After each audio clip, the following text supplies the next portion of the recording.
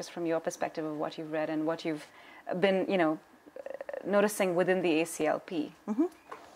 One of the things with acid rain, also with mercury deposition and being converted to methylmercury, is that it's invisible. And so it's very hard for the general public to understand the consequences.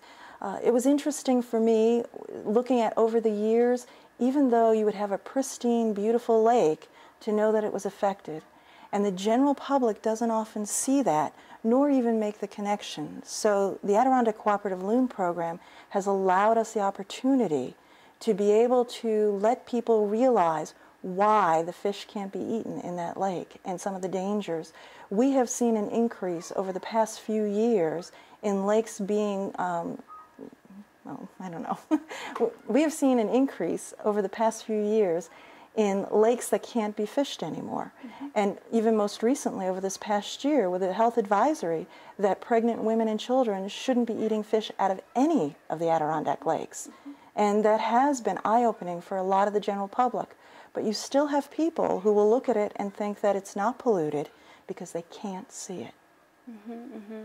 So the insidious effects are kind of scary and they are hidden. They're extremely scary. Mm-hmm. Again, but it's still, there's hope. And that's what we're all about.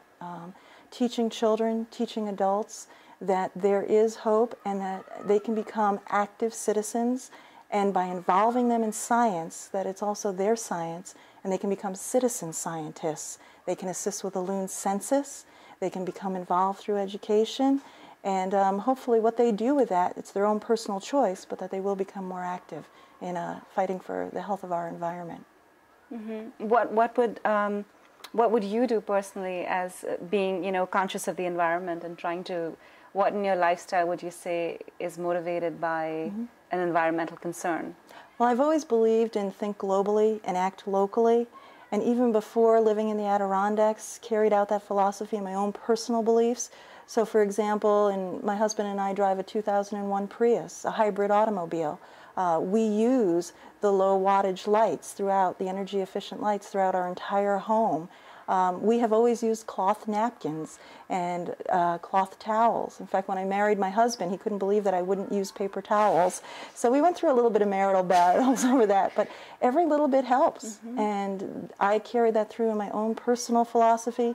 My children have also learned that and feel very comfortable taking a lunchbox to school with containers that are used over and over again with cloth napkins. And they've carried on that philosophy with their friends.